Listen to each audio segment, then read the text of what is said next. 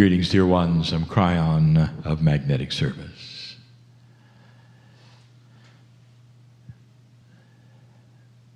This is the last channel of the series in this place. Fittingly, we have been discussing invisible things. The things that we discuss, that Adironda brings, the emotional body, all of these things, concepts, beautiful and invisible. The subject of the Buddha was brought up, so let me continue. One of the most unusual messages of the Buddha, over ages remembered and written up, discussed, analyzed, is a time when his entourage was gathered before him. There were those around him expecting still another profound message. And as they tell it, he brings a flower and begins to look at it.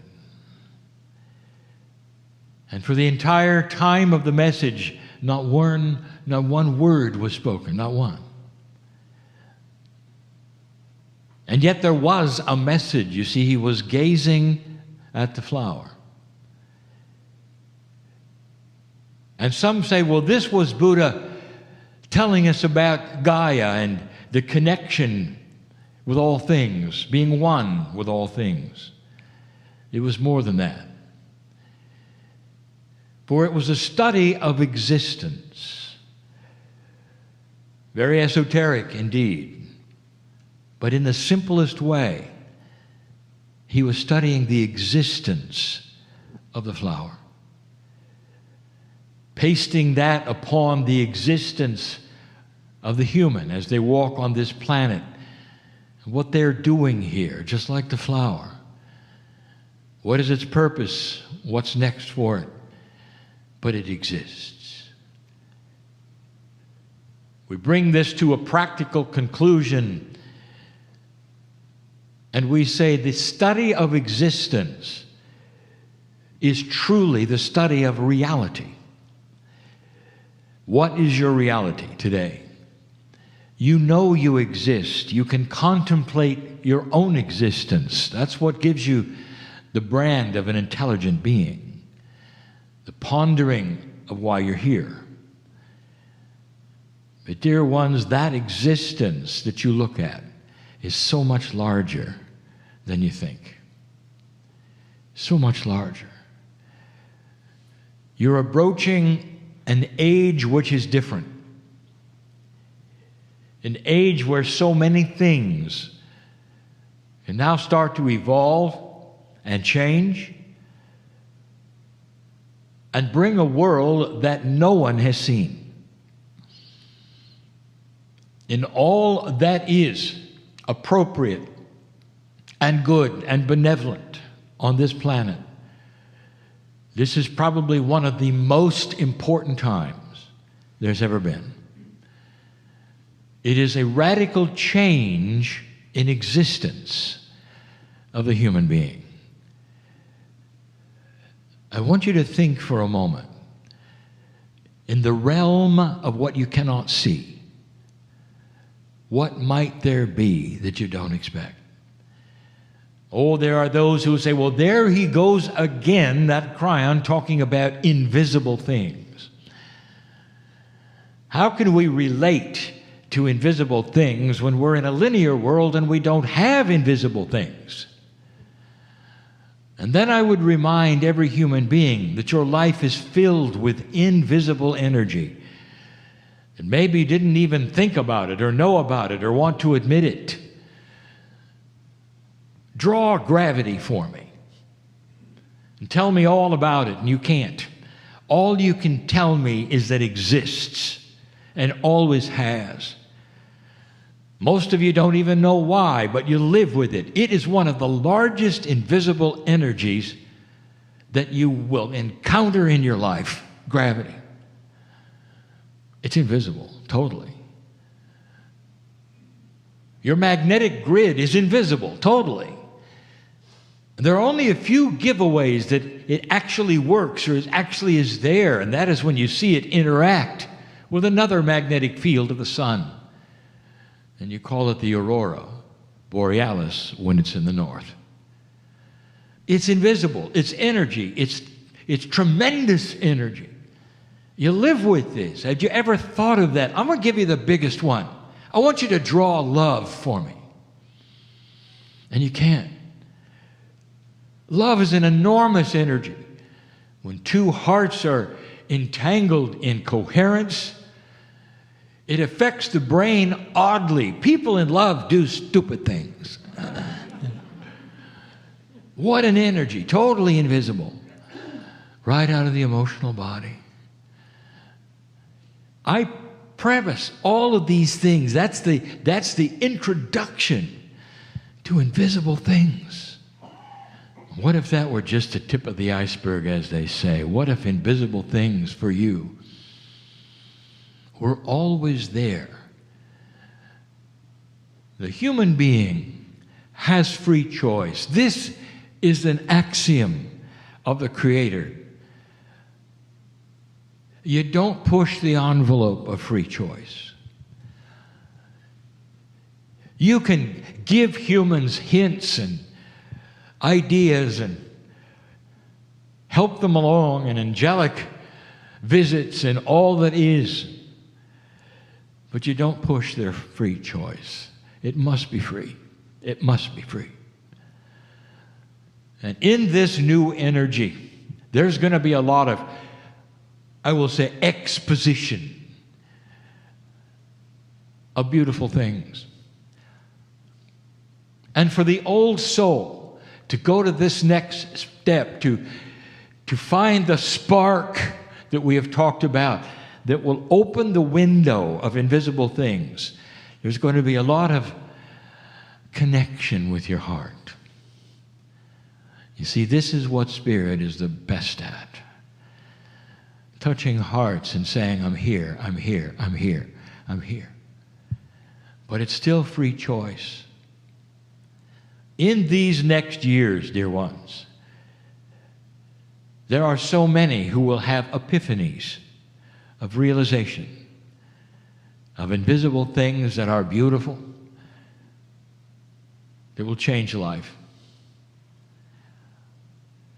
There is resistance always to change. Some will find this spark and this awareness of invisible things because they go to a dark place and they're in trouble. And they will hear these messages and it will bring them to a point of decision, to look where human beings haven't looked before, to an invisible energy as strong as gravity or the magnetic field or as love, but perhaps even stronger and more powerful and more profound. It's the energy of your soul. I've used the example before that there is an outstretched hand. And in this energy, the hand is as big as it ever has been. And it's just out of sight. With free choice, the question is, will you take the hand? And it's a metaphor, of course, there is no hand, but it's like there was, because you will feel that hand in yours, pulling you out of the depths of darkness into the light, and then letting go so that you can feel all that invisibility that is there, the connection with an evolvement, a higher vibrating consciousness and awareness, where all things start to change, where attitudes and perceptions start to change, the aha experience that so many have had in this room even. You don't have to go to a dark place for this, dear ones.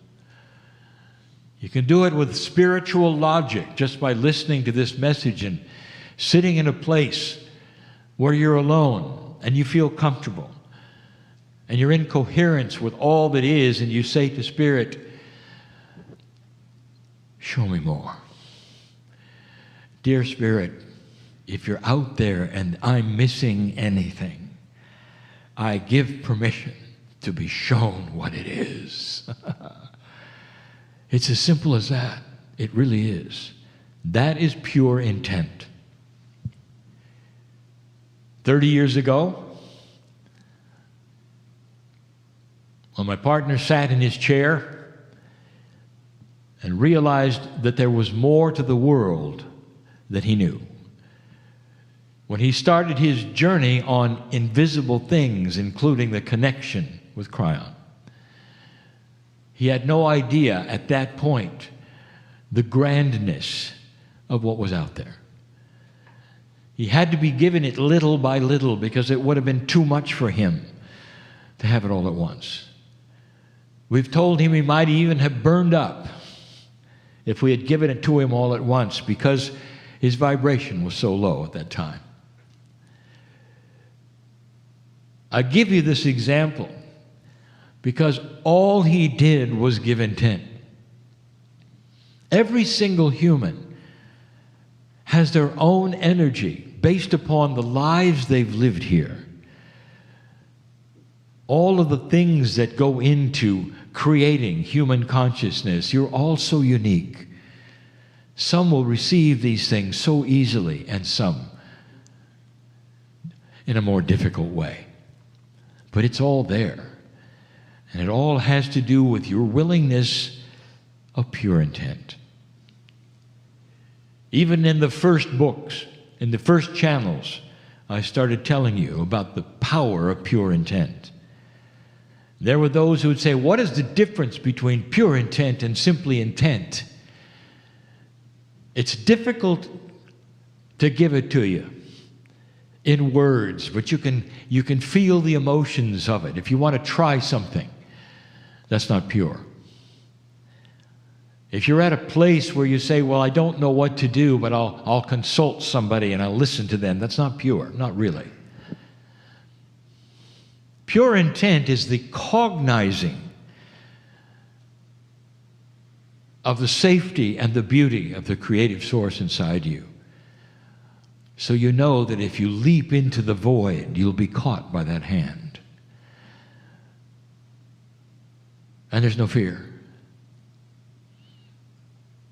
No apprehension, no anxiety, because you feel already that the hand is there. That's pure intent.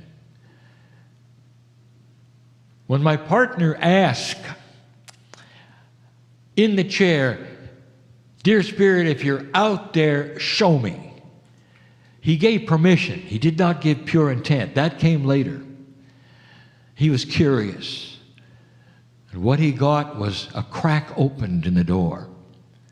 With free choice, he could go there or not. We showed him there was more than he thought there was. It was only later when he realized the scope of it all. The one day in the shower, he said, show it all to me. Give me a meld that's 24/7 that I will never lose. That's pure intent. For it was a safety. There was no net to catch him spiritually because he believed in the creative source that was benevolent and loving, that would never hurt him, never trick him, never fool him, and only give him core truth. Are you ready for that? And some will say, I think so. And that's the first step. And that was his first step. It doesn't all have to come at once. But it's the beginning of the revelation that there is far more out there, old soul, than you can ever imagine. There are other planets in this galaxy of yours who have gone through what you have gone through. Many. Some didn't make it. Free choice, dear ones. Some didn't make it. Many did. And if you could be with them today, you would find planets much like yours, with societies and cultures much like yours, logic much like yours, those looking much like you do. But there'd be a big difference. If they've gone through 1,000,000 years of examination and the cycles that are always there for planets to go through and learn and evolve, you may come across one or two who have even gone beyond that which is corporeal. I'll call them ascended planets, where they fully realized what was invisible and melded with their soul. They can control physics appropriately, where there's no real death anymore, and there hasn't been disease for 1,000 years. You might say it would look like a planet of angels, and you'd be right. Because there's a fine line differentiation between what you would consider an angel from beyond or an ascended being from another place. That's the possibilities. They're the ones who will often visit here. They're the ones who will show themselves and you'll say, an angel appeared to me today. That was the one on Mount Sinai who was always called a burning bush. Angelic presence coming from other parts of the galaxy, some will call that blasphemous. It has to come from God. Well, it did, and it does, and so does your meld with your soul. You have God inside, God inside, God inside. Aren't you interested in capturing the beauty and the magnificence of the potential of your lineage and where you may go? Old soul, you're coming back and back and back. For this planet has a long way to go and we need you. And that's why you came. Hard for you to ever imagine this. But even within that which was your first lifetime, before you came in, there was a blessing given. The first souls on this planet to ever arrive, a blessing was given. A blessing from all of those from other places, including the creative source and the angels and the ascended ones and all of those who would ever be, and a blessing as you came into this planet, and they all gathered and they said, let the journey begin. For this day was seen as a potential. Without time or space, it was simply around the corner. And here you are, having made it, poised and ready for a new planet to begin. It sounds grandiose in light of all that you see on your news. This is where the low vibration starts to meet the high. This is where the integration starts to occur that we have discussed over and over. When vibrations collide, they don't have to die, they don't have to fight, they can integrate. And light will always win. These are metaphors of what can happen next. This is the crux that every planet has faced at this stage. How long will it take? What's going to happen next? How difficult will it be? It all depends upon light workers and old souls deciding to discover invisible things. That's where you are.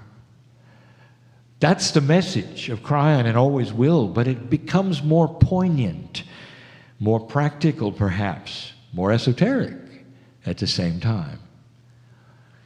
But there are so many discovering right now these things. And you can talk to them and you can see God in their eyes. And they're not all simply New Age people. They're regular people all over the planet in many, many belief systems where God is starting to get bigger to them. And they're starting to realize there's something out there that's beyond anything they were ever told.